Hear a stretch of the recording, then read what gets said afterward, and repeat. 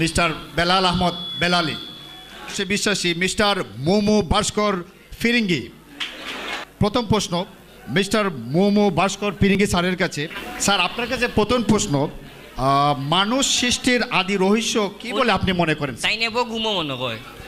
আমি মানুষ সৃষ্টির রহস্যের জানানোর আগে আমাকে জানাতে হবে যে এই মহাবিশ্ব কিভাবে সৃষ্টি হলো। জি স্যার।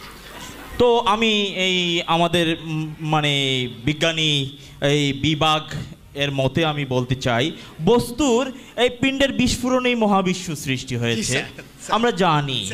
তো আধুনিক বিজ্ঞানীদের মতে আসলে মানুষ সৃষ্টি হয়েছে একটা ডাইগোনিস্ট একটা টিস্যুর মাধ্যমে।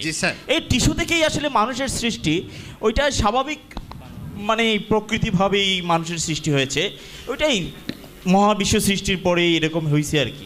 আমি মারতাম পারমনি স্যার, আপনি এ ব্যাপারে কিছু বলেন। এটা কি পৃথিবী বাস্ট মারিয়া দুনিয়া সৃষ্টি হয়ে গেছে? এটা আসলে এই যে আমরা জানি যেটা যে বানর ছিল, সে মানুষ নি, ওই যে ক্রমশ বৃদ্ধি পেতে পেতে আসলে আস্তে আস্তে গিয়ে ওই বানরের যে লেজটা খসে পড়ছে, ওইখান থেকে আসলে মানুষের সৃষ্টি। Correct sir, correct. বান্দর সিনেমাটাও নৌকা কোনো বান্দর আজ পর্যন্ত যিনি আমার দাদাই দেখছেন, দাদিয়ে দেখছেন, তার আগে দেখছেন, কোনোদিন তো আর কেউ কইলে না কোনো বান্দর মানুষ হইতে। আর তান তোমার দাদার বা কেউ আসিল নি কেউ বান্দর যে লেঙ্গুর ভরি গেছে? এই তুমি কার সাথে কথা বলছো জানো? আমাকে বিজ্ঞান জানতে হবে, বিজ্ঞান নিয়ে গবেষণা করতে হবে। বিজ্ঞান তার বাস্ট মারিয়া তার বিজ্ঞান হয়ে গেছে না। তা মুক্তিযুদ্ধের সময় কি তার দাদার সব লেঙ্গুর কাটি গেছে নি? না স্যার, ঠিক আছে স্যার, আপনার মতামত। তান লেঙ্গুর নাই এখানে।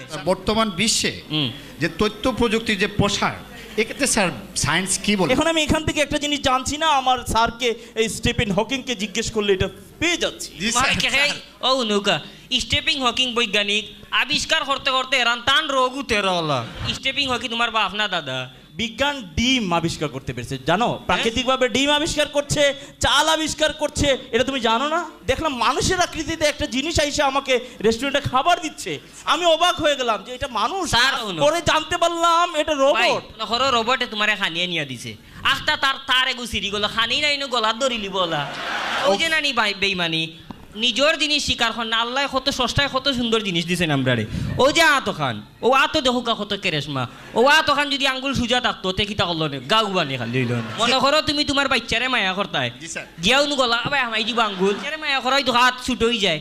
পালানি রে বাবা, তোমার বাচ্চার দুষ্টামি করে ওলা যদি মারো মগজ ফুর হয়ে যাব। এই বিজ্ঞান আসলে একটা আশীর্বাদ স্বরূপ, এটা বলতে হবে আমাকে। এখন পেট্রোলের মাধ্যমে সবকিছু চলে না? আর এই বিজ্ঞানীরা এমনও করতে পারে যে 6 মাসের মধ্যে 3 মাস পেট্রোল বৃষ্টি হলো।